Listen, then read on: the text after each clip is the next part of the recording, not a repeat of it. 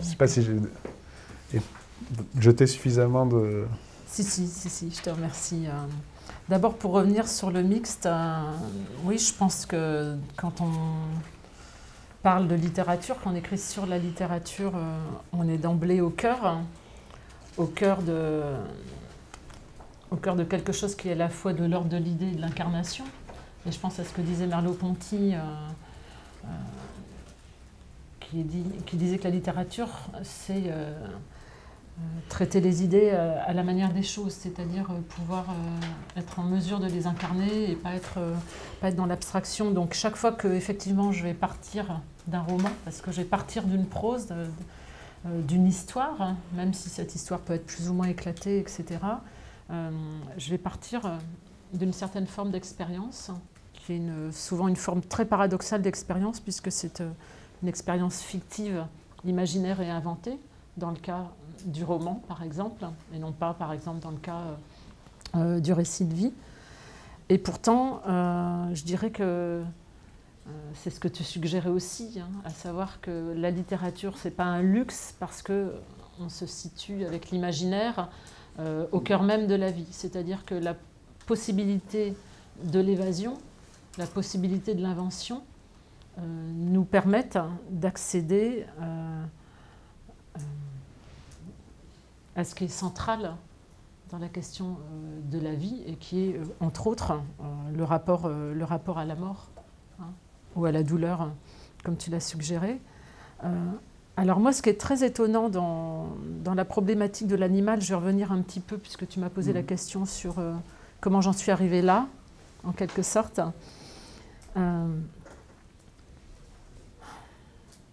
Je dirais qu'il y a deux raisons. Il y a une raison théorique, qui est que quand j'ai commencé à travailler sur Proust, je travaillais sur le corps, le monde sensible, comme l'a rappelé Marielle. Et donc, je travaillais en quelque sorte chez celui qu'on considère comme l'auteur littéraire par excellence, comme l'auteur préféré des écrivains du XXe siècle, comme le parangon de la littérature, c'est la vraie vie, etc., avec un grand L. Je travaillais chez cet auteur-là sur ce qui est réfractaire à l'ordre du langage. Parce que c'est ça qui m'intéressait, c'était de me dire comment Proust parvient, par le biais du langage ou grâce au langage ou en décalant la question à l'intérieur même des mots, comment il parvient à rendre compte de ce qui n'est pas de l'ordre du langage. Et c'est là que je te rejoins, l'agonie de la grand-mère, hein, mais aussi rêver dans une barque, les yeux grands ouverts sur le ciel bleu en se laissant dériver, parce qu'il y a toute une pente sensible extrêmement jouissive, extrêmement participative chez Proust, où on a des grandes expériences de rupture d'un côté et des très grandes expériences de cum, hein, d'avec, de participation. Et cette question fondamentale pour moi, comment les écrivains parviennent à écrire ce qui ne relève pas du tout du langage, de la sensation, hein, essayez d'écrire ce que vous ressentez quand vous posez votre main sur une table en formica, ça va devenir très très compliqué au bout de 2 phrases. Hein. Et comme dirait Claude Simon, comme dirait Proust, qui disent que la description c'est par essence indéfinie, infinie, ça ne se termine jamais, vous pouvez y passer votre vie à écrire cette expérience-là. Hein. Alors ça me fait penser aussi à un texte de Clarice Lispector, par exemple, La Passion selon G.H., hein, où on a une femme qui tente d'écraser un cafard. Et bon, voilà, sur cette petite chose-là, ce petit non-objet ou ce petit objet immonde, ce petit être vivant-là, elle va écrire tout un texte. Alors, voilà, l'animal, j'y suis arrivée assez logiquement à partir du corps humain. Et cette continuité théorique, hein, je parle de la théorie ici, est importante pour moi dans la mesure où c'est presque naturellement que la pente de ma pensée m'a conduite du corps proustien, un corps pétri de mots, vers le corps animal. Alors on me dit souvent, chez Proust, il n'y a pas d'animaux, etc. Ça je pourrais partir là-dessus comme sur une autoroute pour vous expliquer par A plus B qu'il y a énormément d'animaux chez Proust, et notamment tout ce que j'appelle une infra-animalité, qui est une animalité inférieure en taille et en valeur. J'ai parlé du cafard, mais chez Proust, on va trouver des mythes, on va trouver des protozoaires, on va trouver des microbes, on va trouver des salamandres, on va trouver, on remonte un petit peu, un lapin, des pigeons, un poulet, etc. Et puis au plus haut de l'échelle des espèces telles que des millénaires essayaient de nous l'inculquer, on va trouver le cheval, par exemple, le cheval sur lequel meurt Albertine, qui est elle-même une sorte de centauresse. Voilà. Et tu vois, je débouche sur une centauresse, c'est-à-dire un corps hybride. Donc déjà, chez Proust, il y a de l'animalité. Attends, je ne sais plus, j'en étais, oui, à cette idée de... D'écrire ce qui ne relève pas du langage, voilà, et le corps humain. C'est ça, le corps humain et le corps animal qui sont pas séparés. Qu'est-ce que c'est qu'un animal? Qu'est-ce que c'est que tout animal? Et là, je vous parle du virus, comme je peux vous parler de votre chat. Ce sont des êtres réputés mutiques. Ce sont des êtres que l'on dit réfractaires à notre langage, qui n'appartiennent pas à notre ordre de langage. Et donc, je me suis demandé comment ça se faisait que la littérature, parce que je pense que la littérature qui est le comble de la figuralité, qui est le comble du symbolique, qui est l'apogée même, en quelque sorte, de la maîtrise linguistique humaine, de la pratique linguistique humaine. On pourrait discuter de ça, mais on peut partir de cette hypothèse, qui en reste une. Donc, je me suis dit que finalement, la littérature était capable de donner voix, de parler avec, de parler pour, et peut-être pas totalement à la place d'eux, je suis dans une optique un peu deleuzienne ici, de parler pour l'animal, avec l'animal. Et donc c'est très paradoxal de se dire que ce qui est chez les grands philosophes qui nous expliquent que l'homme et l'humain que l'homme et l'animal sont séparés, clivés, etc., notamment par notre capacité au figural et au symbolique, c'était un peu une gageure de montrer que ce serait cette séparation-là même, c'est de l'intérieur même de cette fracture supposée qu'on peut accéder à d'autres espèces que nous. Parce que finalement, moi, c'est ça qui me fascine. Alors là, on quitte légèrement le théorique et on va arriver vers le personnel. Ce qui me fascine, c'est le fait qu'on puisse tous, si on est un peu humain, si on n'est pas des bêtes, qu'on puisse partager nos mondes, nos affects, certaines formes de langage avec les bêtes que nous côtoyons. Alors maintenant, il n'y en a plus beaucoup qu'on côtoie. Il y a juste des chats, des chiens, quelques poissons rouges, un pinson ou un canari par-ci, par-là, et puis un ou deux cafards si vous êtes dans un appartement parisien. Mais c'est quand même extraordinaire, cette idée-là. Et ce qui est extraordinaire, c'est que ça me semble extraordinaire. C'est là que je te rejoins totalement sur la question de l'époque et sur la question historique, et le fait qu'on est dans un moment de clivage et de coupure absolue avec ces autres vivants que sont les animaux, mais aussi on pourrait parler des végétaux, parce que là, on pourrait se lancer sur la piste végétale. Et sur ce passage fantastique dans Tolkien, où on a les arbres qui commencent à parler, à marcher, et qui sont les mémoires même quasiment de la planète.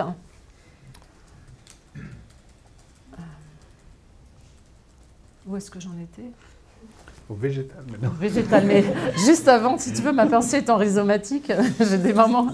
Accéder à d'autres espèces. Oui, ce qui est extraordinaire, c'est de penser qu'il est extraordinaire de partager nos affects avec d'autres espèces. Parce qu'avant, c'était tout à fait normal, c'était, je dirais, un peu évident, sauf chez les philosophes, mais une certaine branche malbranchienne des philosophes, qui heureusement n'est pas toute la philosophie occidentale, une certaine malbranche, la mauvaise branche, s'est coupée elle-même des autres espèces et de la communication prététique évidente que l'homme avec les autres espèces, parce que l'homme ne serait pas homme sans cette évidence même d'un partage possible de territoire, d'affect et de passion, d'une certaine manière, une manière de mise à mort, de souffrance infligée ou rendue. Ce que je veux dire par là, je parle tout simplement de la préhistoire. Je suis en train de vous dire que l'hominisation n'aurait pas eu lieu sans la domestication. Et ce que nous sommes aujourd'hui, on le doit à la domestication. On le doit à ces femmes humaines qui ont allaité des petits animaux. C'est ce qui est pour moi une image merveilleuse, qui peut sembler très très choquante, mais c'est une des photos au monde que je préfère, qui se trouve dans un ouvrage dirigé par Boris Cyrulnik qui s'appelle « Si les lions pouvaient parler », où on voit une femme de je ne sais quelle tribu, en tout cas de l'espèce humaine, qui allaite 2 chiots, si mes souvenirs sont bons. Et récemment, il y avait une exposition Adèle Abdemessed à Pompidou, où on a plusieurs vidéos, des vidéos notamment une vidéo très traumatisante, où on voit des animaux qui ont été mis ensemble par des humains pour se combattre entre eux, et puis où on voit une femme, on ne voit pas vraiment son visage, on voit une femme en train d'allaiter 2 porcelets. Ce qui est une image qui vient incarner, là encore une fois, le caractère hybride de notre relation possible aux animaux. Parce que c'est là que je vais peut-être en venir, je vais revenir sur cette question tout à l'heure de la domestication, mais il me semble qu'on a perdu aujourd'hui, que le moment du vivant d'aujourd'hui est un moment où on a perdu la possibilité d'un partage et où on est dans une coupure anthropozoologique évidente. Il y a quelque chose dont on n'a absolument pas parlé là dans la récente affaire, parce que je suis très, très à la mode maintenant avec tout ce qui se passe en permanence à la une des journaux. Je ne suis pas en train de vous parler de la sexualité porcine des unes et des autres.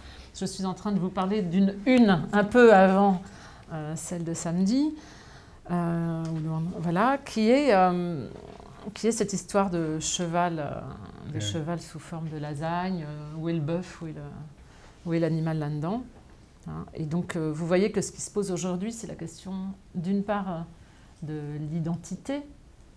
Qu'est-ce que c'est que ces bêtes qu'on traite comme si elles étaient d'autres bêtes? Et puis surtout, ce que personne n'a raconté dans toute cette histoire, c'est quel était l'itinéraire de ces chevaux qu'on a mis à mort. Moi, ça ne me dérange pas de manger du cheval ou du bœuf si je mange de la viande, si je décide de manger de la viande. Un petit veau ne vaut pas plus ou moins qu'un poulain. Ce qui est ennuyeux, c'est de ne pas savoir quelle a été la vie d'avant, la vie des bêtes qu'on met à mort. Ça, c'est une question qui me semble centrale aujourd'hui.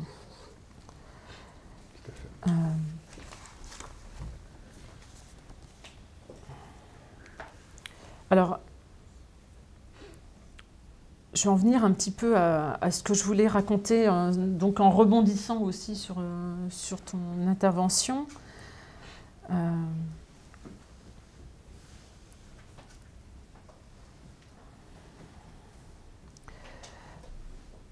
Moi, il me semble, au début, quand je travaillais sur l'animalité en littérature, c'était un sujet qui n'était absolument pas légitime. C'est un sujet que j'ai dû défendre.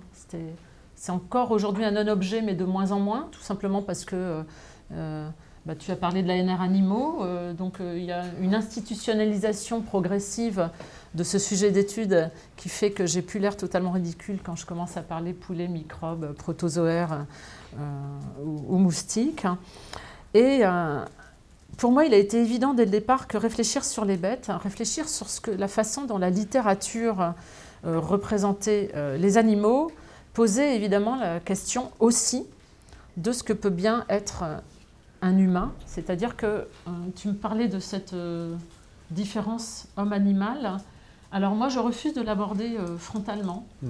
Je me dis que quand ça fait des siècles qu'on se tape la tête philosophique contre un mur, qu'on a érigé soi-même, qu'il y a la question de la différence entre l'homme et l'animal, entre quoi? L'homme et les animaux, entre quoi? L'homme et les bêtes. Enfin, tu vois, il y a toute une question de vocabulaire là qui est en train de se greffer dans cette pseudo-question, qui est de quoi on est en train de parler quand on parle des bêtes.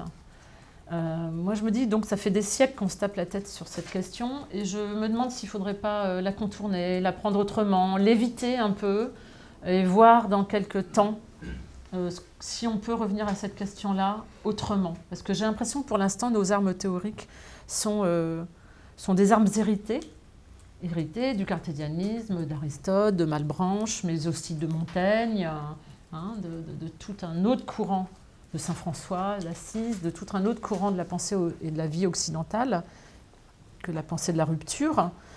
Et bon, ça ne me satisfait pas de dire oui, il y a une coupure, non, il n'y en a pas. De toute façon, nous sommes des animaux, enfin ça c'est ma thèse, des animaux spécifiques, des étranges animaux. Mais en tout cas, pour ma part, je pense qu'on l'est évidemment. Et ce qui m'a conduit aussi vers la question de l'animalité humaine, je vais vous en parler tout à l'heure, c'est cette idée qui m'énervait, vers laquelle j'étais tout le temps confrontée chaque fois qu'on parlait d'animalité humaine, c'est que la part animale, ce serait la part charnelle, ce serait la part notamment sexuelle, et puis pas la belle sexualité, la sexualité un peu dégueu, la sexualité du porc. Bon. Moi, je crois que c'est une vieille lune, finalement, philosophique, que de penser que notre part animale, ce serait notre part sexuelle, et quelle sexualité en plus, ce qui ne serait pas la belle sexualité. Je ne crois pas du tout que notre part animale se cantonne à ce domaine-là, même si elle peut être aussi sexuelle. Tu as parlé du cerveau, de la pensée, et je crois qu'on pense en animaux, avec des joies, avec des douleurs, avec des affects, avec des ressentis, avec une expérience extrêmement corporelle, mais qui est totalement liée à notre façon de réfléchir. Et il me semble que la démarche phénoménologique, notamment, et la démarche, celle de Merleau, par exemple. Après, je pense aussi, pour sortir un peu de la phénoménologie, évidemment, à la démarche de Deleuze. Donc là, on est en dehors de la phénoménologie. Il y a toute la question aussi de l'éthologie, et de l'éthologie de terrain, pas l'éthologie de laboratoire, c'est-à-dire des gens qui vont sur place et qui restent pendant des années à observer des groupes de bêtes particuliers. Toutes ces démarches-là, philosophiques et scientifiques, viennent recomplexifier ce qu'on appelle la part animale en l'homme, qui me semble une très mauvaise manière d'aborder les choses. Alors, tout à l'heure, j'ai parlé des mots, évidemment, l'animal, vous voyez, bon, je ne vais pas revenir sur Derrida, mais qui a bien montré à quel point ce singulier-là posait problème, ce générique-là posait problème. Les bêtes, le silence des bêtes de Fontenay, qui vient créer une sorte de rupture à l'intérieur, à la suite de Derrida d'ailleurs, à la suite d'une réflexion sur le fait qu'on ne peut pas penser les animaux dans la sphère de l'animalité, mais qu'on doit les penser comme des individus, tu l'as dit toi-même, c'est-à-dire comme des bêtes. C'est Jean-Christophe Bailly aussi qui, dans Le dépaysement, dit que l'animalité ne le satisfait pas. C'est un concept qui ne le satisfait pas et qu'il faut en revenir aux bêtes. Alors, c'est quoi les bêtes? Les bêtes, dit Elisabeth de Fontenay au début du Silence des bêtes, c'est des êtres de plumes, de poils, de chair, de sang, qui poussent des cris, qui poussent des glabissements, qui ont une odeur, un fumet. Et moi, c'est ça qui m'intéresse. Ce n'est pas l'animalité en tant que telle, ce sont les bêtes. Et on a tendance à penser que les bêtes... penser que la littérature ne peut pas avoir accès aux bêtes, telles que je viens de les définir, c'est-à-dire par un corps, notamment, c'est déjà avoir un point de vue sur son objet d'étude, c'est penser que d'emblée, les bêtes seraient hors langage, que d'emblée, elles seraient en dehors de notre langage, qu'elles seraient l'antonyme du langage humain, qu'elles n'en feraient pas partie, qu'elles ne s'y mouvraient pas, qu'elles ne le mettraient pas non plus en motion, alors que moi, il me semble qu'elles viennent pervertir de l'intérieur sa syntaxe. Alors comment est-ce que les bêtes peuvent pervertir de l'intérieur la syntaxe humaine alors que ce sont les humains, les écrivains, qui écrivent?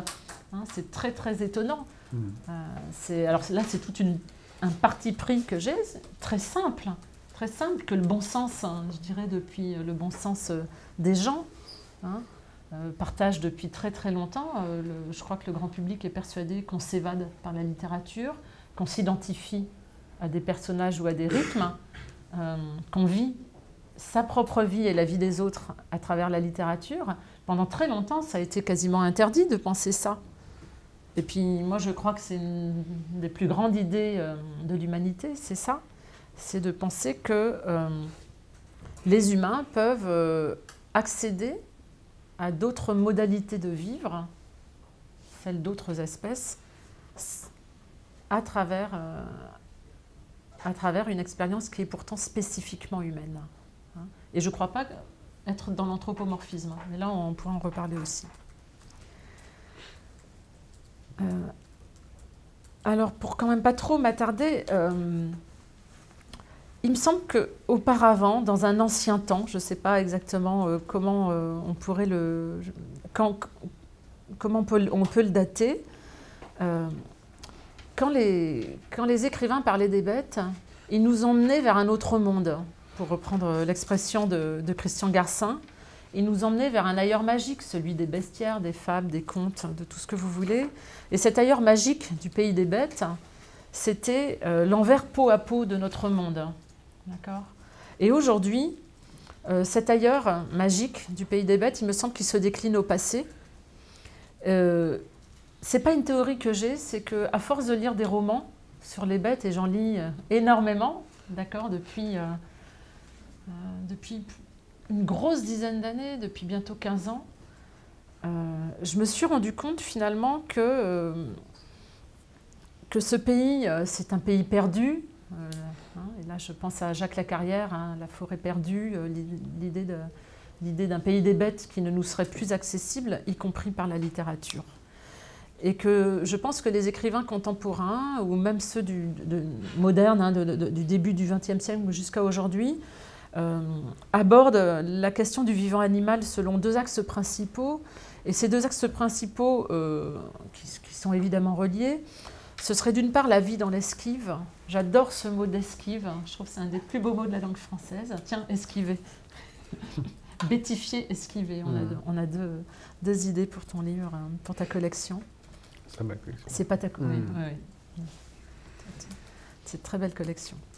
Alors, la vie dans l'esquive, les écrivains et les romanciers contemporains se passionnent pour la question de la traque de l'animal. Bon, évidemment, il y a les récits de chasse, on va voir, mais il y a tout aussi une reviviscence et une revitalisation de la question du motif de la métamorphose. Évidemment, l'un des grands paquets littéraires depuis au moins Ovide et depuis la mythologie antique et depuis que l'homme est homme et qu'il invente des histoires, c'est la question de la métamorphose de l'homme en animal. Et aujourd'hui, la littérature ne cesse d'en parler. De quoi ça nous parle en fait? Ça nous parle de jeux interspécifiques,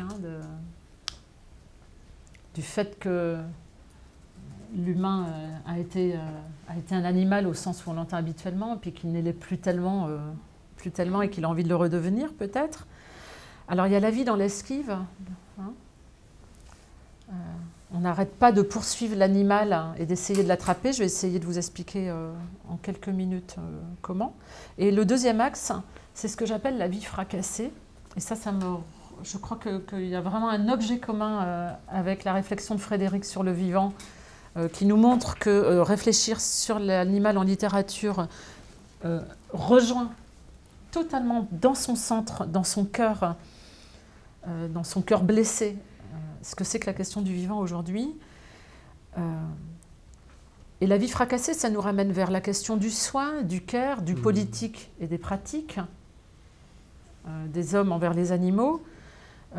Ça nous renvoie bien sûr vers ce que j'appelle la dédomestication ou la déshominisation.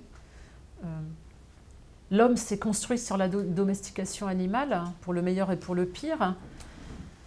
Et aujourd'hui, on assiste à un reversus. On assiste à, Faloudi dirait, un backlash, quand on parlait en études de genre.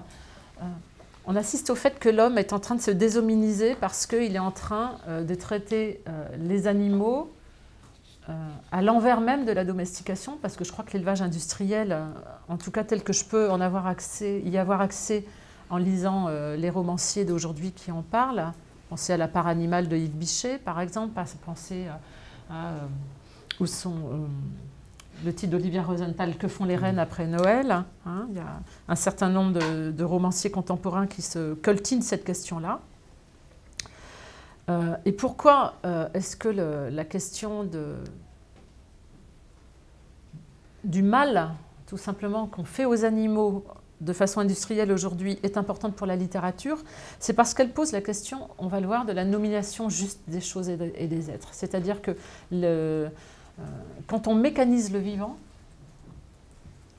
en quelque sorte, on transforme les mots pour faire en sorte que le vivant ne soit plus du vivant. Sinon, vous ne pouvez pas le maltraiter, sinon c'est éthiquement impossible. Donc pour maltraiter les animaux, mais ce serait la même chose pour les humains, on le sait très très bien, hein, quand les hommes n'ont plus que des numéros, quand les hommes n'ont plus que des matricules, quand ils n'ont pas de matricule du tout, c'est à ce moment-là qu'on peut en faire ce qu'on veut. Voilà.